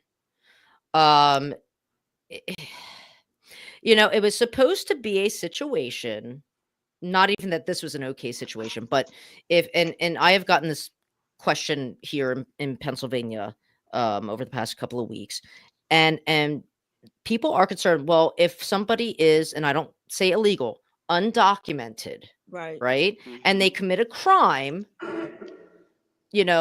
they should be deported. That's actually federal law already. Yeah. So why are you bringing it up now? Because Yeah. it's Because they already wanna- federal law, So right? people don't know that though, Yeah. So he's gonna say something that already is on the books. No, we haven't take read it, credit. right? Well, it's kind of like Take not only credit. not only take credit, but it leaves it open to, allowing stop and frisk, Hmm. and it could be anybody. It could be anybody. I mean, you have to remember, over decades and decades, there has always been a group that how this has been set up, because this didn't happen in just 8 years. This has been happening for decades, and at one point it was like the Japanese community, and at one point it was Muslim community, and at one point it was the Black community, one point it was the Hispanic community, and what they did was they just snowballed it and snowballed it and snowballed it, so that way all of us that are considered a minority, you could be Jewish, you could be Black, you could be Indian, now a Native American, they were here before you. Exactly. They're now snowballed into it as of like 2 days Right. ago. Right. But what they've done, Right. they have seriously made such a huge, these are your enemies base, Right. So and it's starting to scare people. And they're primarily doing this to scare people into not coming to work so our stuff could get done. But remember, this isn't all of it. Are they doing this to really scare people and deport people? They're doing this because as we're concentrating on that, they're getting this. This is their war. It's all a distraction. It's a When distraction. they were saying back during COVID that at some point soon there was going to be this big transfer of wealth, and everyone gets all excited. Oh, it's coming to the citizens. It ain't coming to you. The big transfer of wealth is going to them, and it's going to happen now. If we don't stand up and come together and get our heads out of our asses and focus on it. That means you get involved with your local committees. You get involved with the advocacy groups, the nonprofit organizations in your communities, because they're trying to fight for the same thing. You pay attention to your local officials. Go to those meetings. I can tell you right now, when I go to my meetings every other week, like twice a month, very few Democrats show up, if any. They don't want to come because there's another group of people that come and just yell and disrupt and do whatever they want to do, which publicly they are allowed to do. And we sit there and we listen. But it is so disruptive and stressful that the people who should be there fighting for the things that we're saying we want to fight for are not showing up. I say, flood those rooms. Drown out their noise. They ain't going to hurt you. I mean, now some of the crazies that are now pardoned, but they're not in my area. Well, I hope not. But flood the rooms. Drown their voices out. I lost my job. I was one of the, I'm going to say, targeted people of Libs of TikTok. That's how I lost my job. That Libs of TikTok was trying to get everybody fired. I was one of their sacrificial lambs, apparently. And whether people locally in my area were directly or indirectly involved with any of that shenanigans, I'm sure there were, but I ignored it. I don't care. I ain't stepping down from my position. I may have lost my job because the Democrats obviously get scared and, bad PR. Let's just put you on the side. That's one thing where Democrats have to be strong. The Democratic Party, independents, people lost their spines. They lost their spines. They're not willing, like we said earlier, to take the hoop earrings out and throw down. Go to your events with your state reps and your senators. They do great things for the community. People forget this isn't necessarily always about big policy. They're the ones who actually have the services available to you that you need. Medicaid, Medicare. They do shredding events for the community. They do trash pickups. They do, like, there's so much stuff that they actually do in their community, and most people don't take advantage of that. That's where you're going to meet people. Get involved like that. Know what they're all about. And if you have a problem with a certain legislation, tell them. They're supposed to be fighting for you. You elected them. Educate the kids. Find resources that educate kids. Right. So that way they're growing up with the knowledge of how it's supposed to work. Because if they start erasing how it works in the history books and also not teaching things, then it's going to be a long haul. It ain't going to be 4 years. Right. I started off by saying, you know, I've been seeing social media posts talking about getting rid of February Black History Month, right? And I'm like, let's just say they said we're not going to first of all, it's not like you get off for 28 days anyway. So federally they don't recognize it, but it's something that, you know, and it's like this place of thinking mentally that we need permission to do anything. Oh. We do not need permission. Nope. Anything that you think or feel, you can activate. You know, Absolutely. which is the reason why I said, like, when I stay mad, being mad does not mean you're not articulate. You know, being mad just means that you've had enough and now you're willing to be activated to do whatever it's going to take. And I think that because they're when I say they, I mean Eloise and his minions. Eloise. They're kings of just going out there and spewing all this rhetoric and, you know, and then saying, you know, what you gonna do? Like, they're bullies. They're political bullies in a lot of cases. They pick on people that are less fortunate than them, and you know, and they implement things to keep people out. It's not a very, you know. Well, unfortunately, a lot of these bullies, what people tend to forget, what the bullies tend to forget, is that the majority of bullies, I didn't see you move out of your trailer when somebody got into office because he gave you so much money, because he didn't. Right. I didn't see your kids get a better education when that guy was in office, because you didn't. That part. You know what I mean? Like, you were shut down like everybody else, and 1 million Americans died, hundreds of thousands of them unnecessarily. And I just want to say that I don't think that people are inarticulate when they're angry. I just think I am, because all I can say is dumb motherfuckers. But I mean, I'm just talking about myself when I said you're that. not. You make more sense. I just want to be clear. Terez, you're absolutely right. It's kind of like what I remember when I was younger and I was growing up, and we had and it was a time of, I can't remember who was in office. I want to say it was George H.W. Bush. But there was what had to be because we were in wars in the Middle East. So we had we decided to have a seminar, right, and a chat, and this is obviously before internet and all this other stuff, and we brought local religious leaders of all faiths, Muslim, Jewish, Christian, Catholic, and we brought them together at a community center. It's not something that people told us we could do or not do. We did it for the benefit of all of our residents entirely, not just Jewish community, but everybody, to come together and understand that the religious racism was not okay. Right. And here's what we may have different historical stories or different beliefs on this, whatever, but when it comes to the basics of human decency and caring for your neighbor as a community, all this other strife that's going on out there, that ain't part of the deal. And it was I still remember that. It was a phenomenal event. And I think it's time that we, in fact, later on this afternoon, I'm going to a rally that's being held by an organization to support our immigrant community. Because we are the largest township in Pennsylvania. We have 81 different languages spoken just in this township alone. Wow.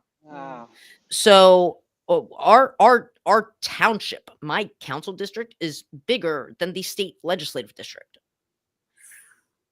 So I know that there are going to be certain people on a different side of the aisle who will not be there, but I will certainly be there because I'm going to support every single one of them.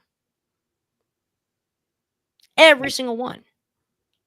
Fuck this shit. Like, it's time that we stand up. We stop it. I mean, people are going to be scared. Right. People are going to be scared. But guess what? That's what they want. They want you to be scared into submission. That ain't me. Sorry. That ain't me. Try and come in my house. Nacho will be nice and hungry. You know? He's a big boy. So, Jess, I have another question. Go ahead, Eagles fan. Sorry. I love it. Question for you. Sure. What would you recommend for the LGBT and trans community in preparation for the things that we know already? We've already been on that dartboard, right? And now with these executive orders and how they're being put into place, how do you think we need to protect ourselves if and when some of these things do come to pass? You know what? I think a lot of those executive orders are going to get a lot of backlash. So, like I said, some of them legally you're going to face challenges. Some of them constitutionally you're going to face challenges.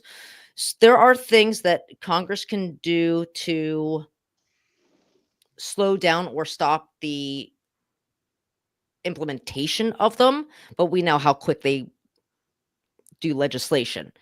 I think a lot of issues like that are also going to come down to the states. This is not, it's kind of like the Black community, the Hispanic community, the women's movement, the LGBT. We've all been through this before.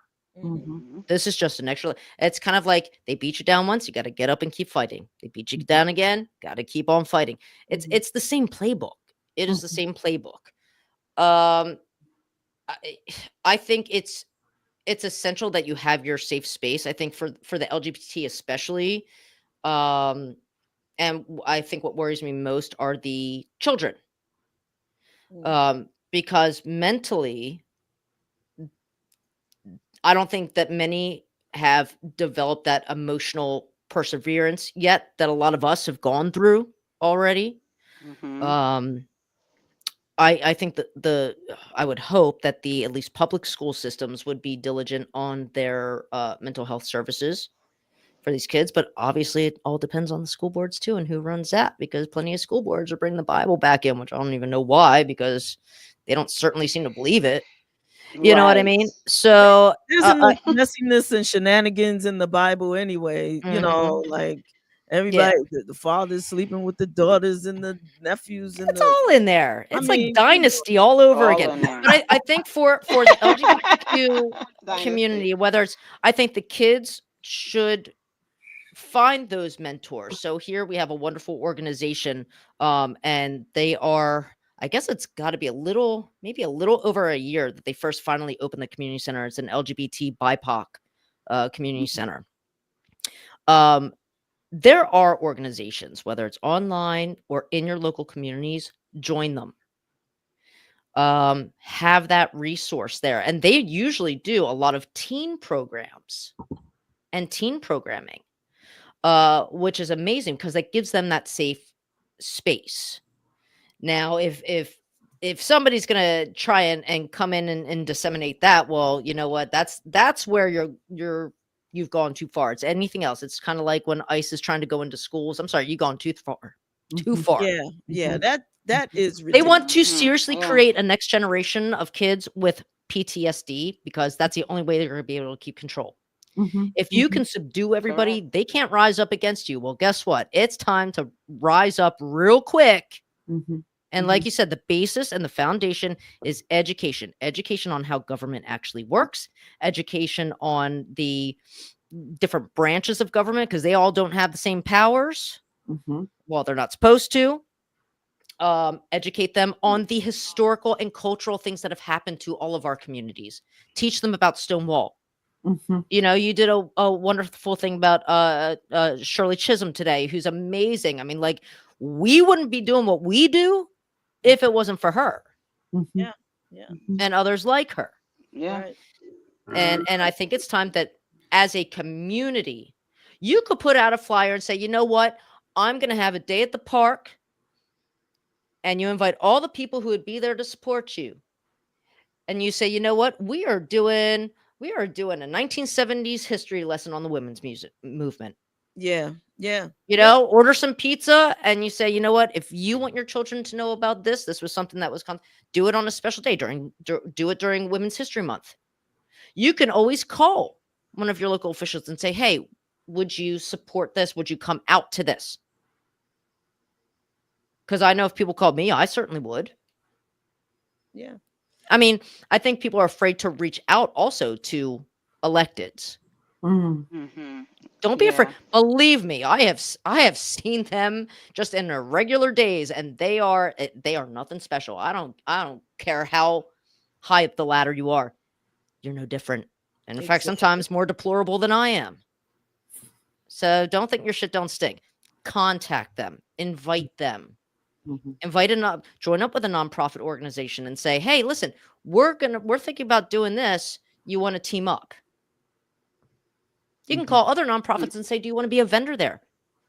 Right. Get a $50 permit for the park for one day to have a resource fair. Do it. There is nothing stopping you. And even if the first year, and I learned this during Black History Month in one of the areas that is here by me, a small area. They did theirs for the first time, I believe, 2 years ago. All right. They did a Black History Month event. They had like poetry readings. They had a DJ. They had a whole bunch of stuff, vendors, speeches, some really cool exhibits. And there were maybe like, I don't know, maybe 30 people in the community that showed up. The next year it doubled. And the next year it doubled. And the next year it doubled. But you got to start somewhere. It could be Right. 2 people that show up. Right. But guess what? The next time you do it, it's going to be 4. The next time you do it, it's going to be 8. That's Right. true. Right. Mhm. Nathan is singing my song, strumming my pain with his fingers, as he says, education undoes tyranny. Mhm. I just believe in education about these things. Yep. Because if you don't know, you won't show up. You don't. One of the reasons why I quit teaching was because I saw how the educational system was getting shortened down. That's one of the reasons why I quit teaching. I didn't want to be a part of that institution anymore. It wasn't allowing me to teach. It was just dictating what I put into the classroom, and I refused. Absolutely. Jane Elliott, who we've had on the show, has always said that it is not an education system, it is an indoctrination. Yep. Into this corporation called the USA. And you're absolutely right, because they want to see your lesson plan so they can veto it if they don't agree with it. And, you know, you're not even allowed to be free. I taught an extracurricular at a high school, and, you know, often found that it was like, you know, and I was just theater arts. And they were like, well, let me see what you. Could you imagine? I would have lost my job by now because, you know, part of being foreign language, I also, you know, had to teach like Latin American history. Oh, well, and Latin American US policy and stuff like that. Well, guess what? I'd be out of a job anyway.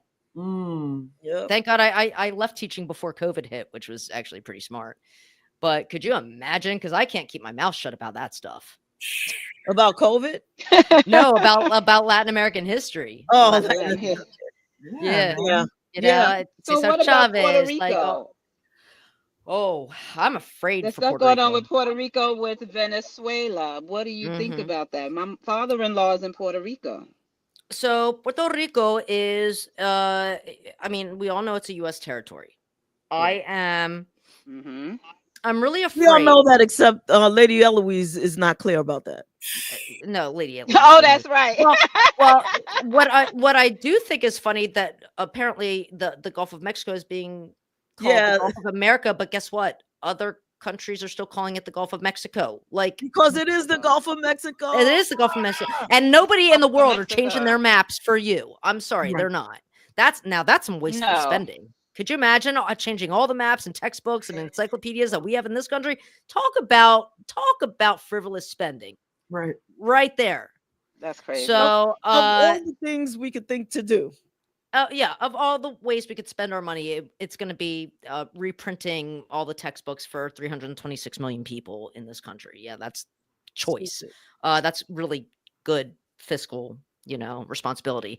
So, when it comes to Puerto Rico, they are U.S. citizens. I am afraid. I don't know what's going to happen. I'm afraid that once he tries to do all these deportations, I'm afraid that they're going to say, well, we won't deport you as long as Puerto Rico becomes a state. That's what I'm afraid of. That is what I'm afraid of. He's going to try and make a deal. That is what I'm afraid of. And I hope to God I hope they say no. I hope they say no. Leave them alone. It's a beautiful place. It is a beautiful place. But if all these people who supported this new administration and are supporting all these deportations, all these, orange revolutions, whatever they are, guess what? You don't have a right to go on vacation in Cancun. That part.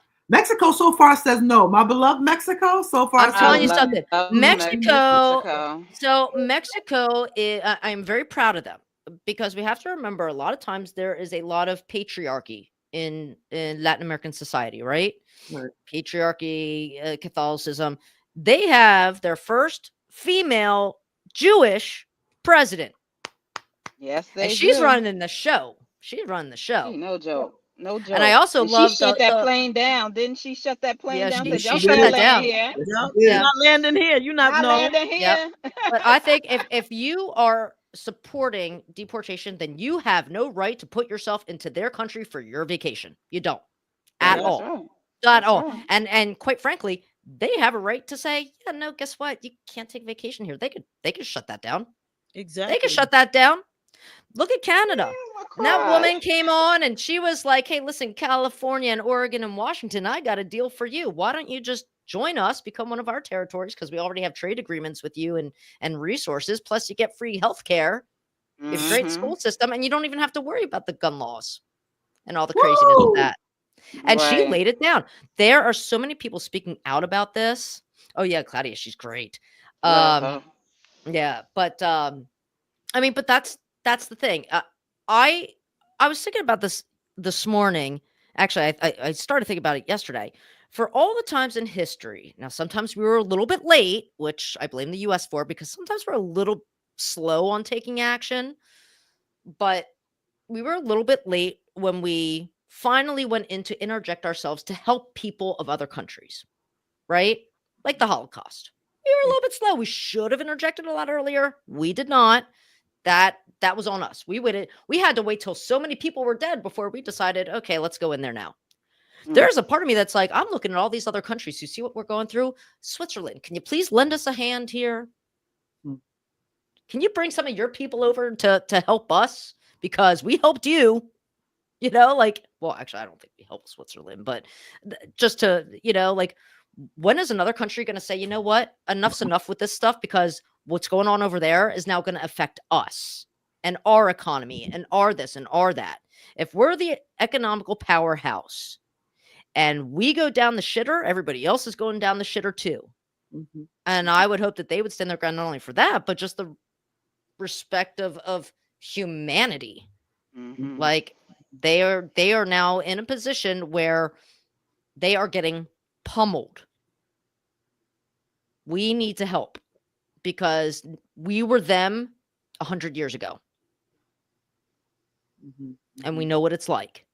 I mean, there's gotta be something. But I don't think that's gonna happen. I think it has to happen with us, because if we're not willing to start pushing, and I know we've been downtrodden, and what they want is they want to beat you down so you're so tired that you just give up.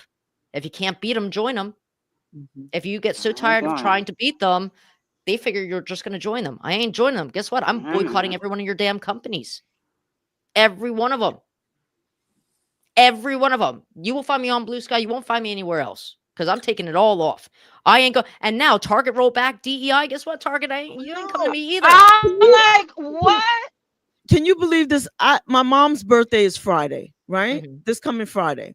So I was going to get a digital photo album, for her, something that you don't need, but I didn't want to order it and da da da. I said, well, this is a reason for me to go to Target. Now Target has given me a reason not to go there. And the thing is, when I go for one thing, I come home with bags and bags and bags. Right. I can't just say no. I mean, we right? can't totally avoid I'm not going everything. there. We can't totally avoid everything. We can do our best. Like, I've never had Chick-fil-A. People are so crazy with me about that. I'm like, they're Me either. anti-LGBT. I've Me never either. had it. Don't care. Me either. Like, but we are also, not only are we fast information and sometimes lazy, but we like convenience. A lot of people now, because we work so much, don't have time to go to the store. So we order from Amazon. Shows up at your doorstep. It's there when you get home from work. So how many people, like, if people say, okay, I want to do something and do your part, then do your part and do it consistently. Oh, just this one time is going to be okay. Watch the one time. If I ever tried Chick-fil-A, would probably be the time that I would get stomach issues. But Karma, baby, karma. But seriously, like, there are, and I think another thing is, like, okay, if somebody's not willing to do that, I like to do that because hit them where their pocket is. Because that's all they care about. Yeah. If you take away their money and you are no longer their consumer, it sucks. There are a couple of banks, they're going to start selling out their X loans. They're saying, forget this. We're not making any money. You ain't paying back your stuff. And you can't even keep up enough commerce to keep it open because everybody's leaving. Guess what? Everybody who went to Blue Sky, they did that collectively. Yeah. Without even knowing it. But there are some places where it's hard. There are some places where there's only a Walmart or only a Target. And like, small businesses don't even exist. Yeah. If you are somebody who lives in an area that has small businesses, go there. Go there. There are small businesses where you could sit there and get lotion. Small pharmacies. Neighborhood pharmacies have things like lotion and soap and toothpaste. Go there. Support them. Support them. What does, in your opinion, Jess, what does the survival kit look like for the next 4 years? Do you know how to garden? I would suggest that you learn how to garden because we don't know what's going to be happening with our food. And we won't have people that produce it anyway. So I would suggest learn how to garden. FDA. Yeah. They're removing the labels off my neighbors have a everything. greenhouse. I'm going to try and set up some stuff in their greenhouse because I can't. I think one of the biggest things, first of all, is your mental sanity. Number one, your mental sanity. We've been through this before, guys. It's a lot harsher now. This is just round number 2, like Rocky Balboa, right? There's round number 2, and they ain't going to be round number 3. There's not. Yeah. If we stick together and we do this the right way, there's not going to be a round 3. Because there's so many more of us than there Constitutionally, are. there can't be a round 3. You're done. But that doesn't mean there are not people down the pike. Right. So, and if they're doing tricky business with the voting machines, if that is true, we don't know or not. But you're going to be the first person I text if I see anything. Please do. Please do. Oh, I will. Please let us know because we feel that. Yeah. So, everybody's thinking it. The thing that I always talk about is pedagogy of the oppressed, how they teach the oppressed, the poor to separate so that some poor will vote for the minority rich people. And that's what you're seeing. There's like a breakdown where there's racism, there's homophobia, there's transphobia, there's anti-Semitic stuff, and everybody is all fucking separated. But really, there's only one enemy that's trying to fuck us all over. All of us. It's those people on a global level, and it's not just Captain Chaos. We got to and this is where it affects the Republicans Heritage who may have supported Foundation. him. Oh, but it's not just the maybe the Republicans who even supported him. It is no longer that Captain Chaos is the enemy. The enemy are these billionaires who now have superseded what our framers intended. And those people affect everybody. Who, And let's not forget, he had to go in debt to because of his multiple felonies and criminal court cases. Yeah. So, you know, I do say, I do suggest it again. If anybody, and this is not a sponsor or anything, but I think it's a fantastic telling of how things got here. Seriously, if you have a chance, go onto Netflix and find How to Become a Tyrant and watch. I think it's like 8 episodes. Really interesting. Covers like Adolf Hitler, Saddam Hussein, Mussolini, like everybody, Kim Jong-un, like seriously. And it goes through certain steps, and you will be able to see exactly what they have done so far. It's How to Become a Tyrant.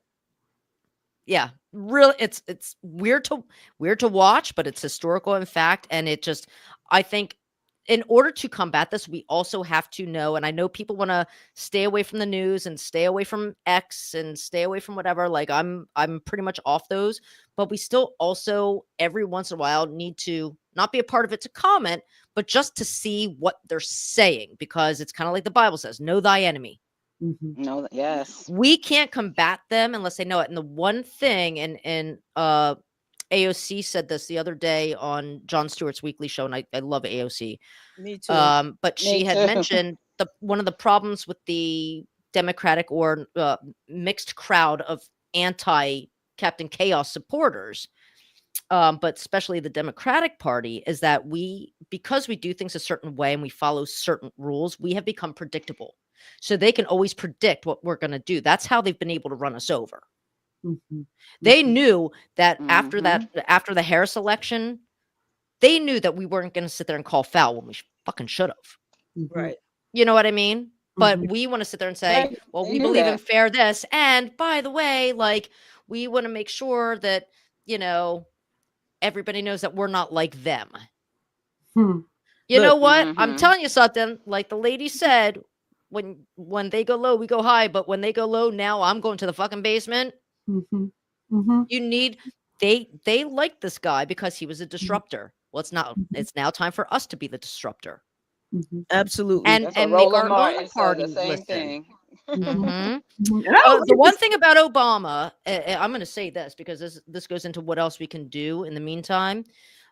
The one thing that made Obama great, which I think is what we need to do, because we have been very fractured. People have been tired, unfocused, just like giving up. Obama, he was a great orator, but his main talent was that he was a community organizer. Period. And if we are here trying to do what's right for the community and educate the community, whatever we need to do, and like I said, even if it's a couple of people and you put it online and maybe people will share it and maybe people will join, have a day where you're doing something that's out in your community, teaching about something, because it's time to restructure what we know is the right thing to do and to teach that and to start building that, because the more people you have, he may have a small crowd at his inauguration, but I can tell you something, we had a bigger crowd at the Women's March. Yeah. You know, Jess, we have a game that we play here, and I know we're gonna run a little bit over playing this game. It's called Rapid Fire, and it's a word association game. Yeah. Okay. So I want us to play. I want Rez to start, or Gigi, you could give the first 5 words, then Rez, and then I'll go. You ready? Okay. Let's go. Love.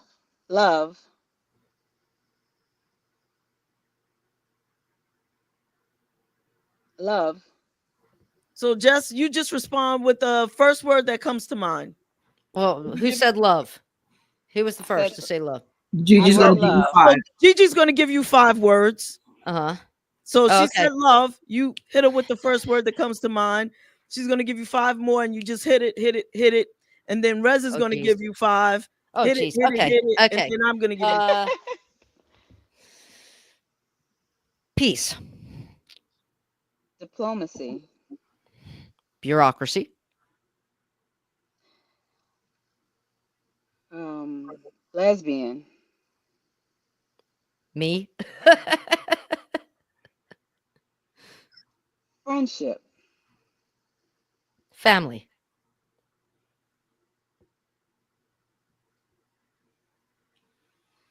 Sky.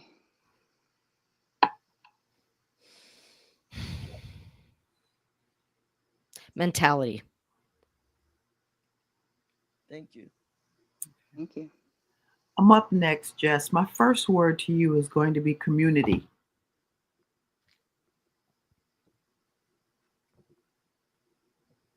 Life. Politics. Shit show. United States.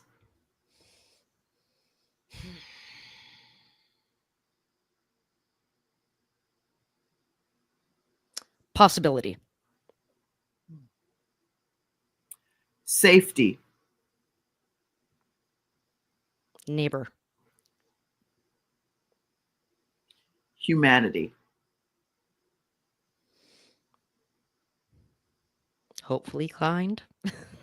Mm. Can I give you 2 words on that? Hopefully kind. JaVonne, you're up next. Thank you. You're welcome. Thank you. Okay. The L word.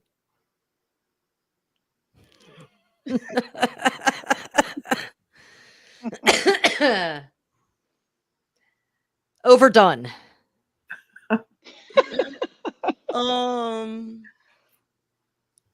Pulse nightclub. Post nightclub. Pulse. Pulse. Oh, Pulse nightclub. Oh, wow. Reality check. Stonewall. Iconic. Democratic Party. Wimpy. Shaka Khan. My girl. My girl. My girl. That you can't touch that. That's Shaka Khan, girl. Come on. That's what I'm talking about. I grew up with Shaka Khan, Dionne Warwick, you name it. That's what I'm talking about. Yeah. My mom was Motown Philly all the way. We need to have you back, Jess. For real. Whenever you guys want. Well, I will say this. I ran a podcast. I was actually one of the first LGBT podcasters back in the day. And I'm actually going to re-release Drinks with Jess when I have that all set up, because I think it's important to use it. I mean, it was a great platform to inform people. So I want to invite you ladies to join me when that is ready and up and running and ready to come back on the mic. Absolutely. Because I love you guys. You guys are amazing. I want to thank you for all the work that you're doing, trying to educate everybody and just keep it real. Right back at you. And you're going to be a frequent flyer here. That's it. I hope so. Yeah, because we need you. We need you. We need your voice. We need your experience and your perspective. I need you guys too, because I can tell you something. This was a conversation that was needed. I hope I did it well. Oh man, you the bomb. I wouldn't be inviting you back if that was the case. All right. And a big shout out to Nathan. Thank you, Nathan. I know you're still watching. Thank you for hooking me up with these beautiful ladies right here. Nathan. Absolutely. Nathan, we love you too. If you have anything right? going on in Pennsylvania, I'm sorry. If you had anything going on in PA and you need our support, please, reach out, let us know. And you do the same. If there's anything that I could do for you guys out in NJ and NY, you let me know.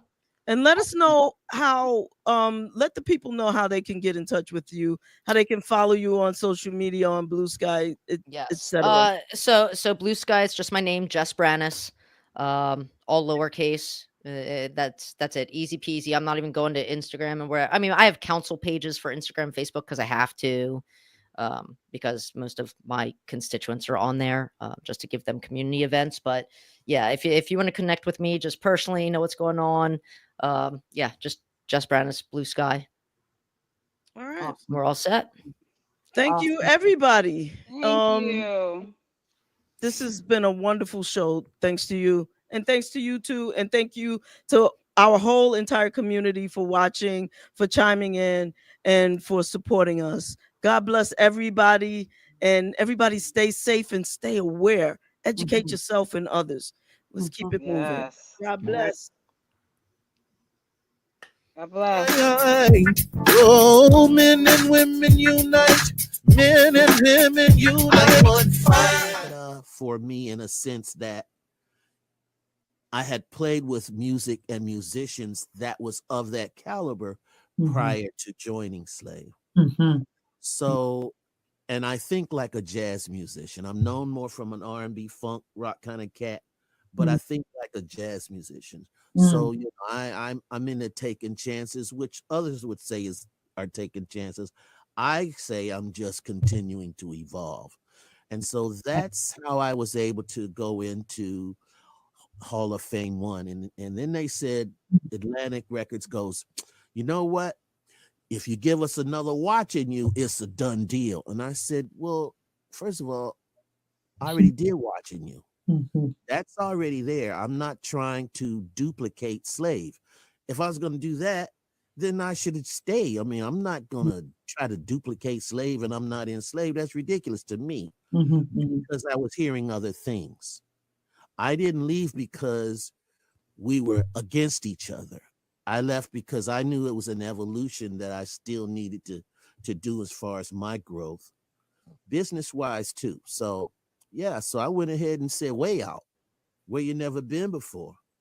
And, you know, and it doesn't sound like Watching You. It doesn't sound like Wait For Me.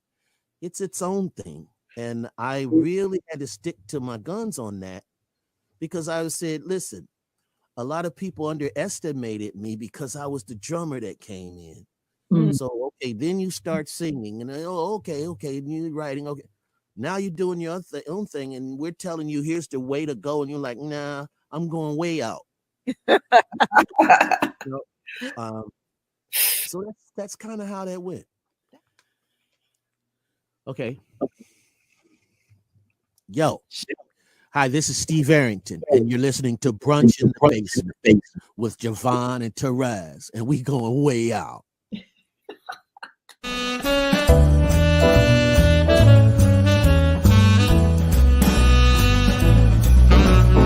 Hi, this is Mason. You're in the basement with JaVonne and Terez. Perfect.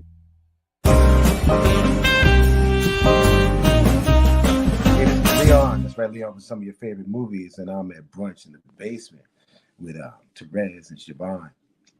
Stay here with me. Stay here with me. Stay here with me. Still in the basement, no longer alone, with my homegirl Terez on the microphone. Music, politics, or just chatting it up. Brunch in the basement, see that's what's up. You never know who might run through. Legendary artist or someone brand new. You miss a lot when you miss one day. At least that's what I heard somebody say. But it doesn't really matter what whoever says. It's always a good show with JaVonne and Terez. Yeah. Brunch in the basement with JaVonne and Terez. Yeah. Let's see who we got today. Come on, everybody's a friend in my head. I already know everybody. Whatever it is. One day I'll tell you about me and Shaka Khan, but you know. Oh my gosh. Yeah. But she doesn't know anything about it. But anyway. No, she doesn't. She wasn't even there actually. But anyway. All our offices though, Jay. Like she's got our ears and I'm gonna send y'all some tomorrow. I'll definitely get an address. I'll send y'all out tomorrow. You can send me some cologne because I mean, cologne, you know. you cologne? Yeah. Just in case I should meet Shaka Khan, I want to smell really, you know, nice. Oh God. Okie dokie, babe. Whatever you say.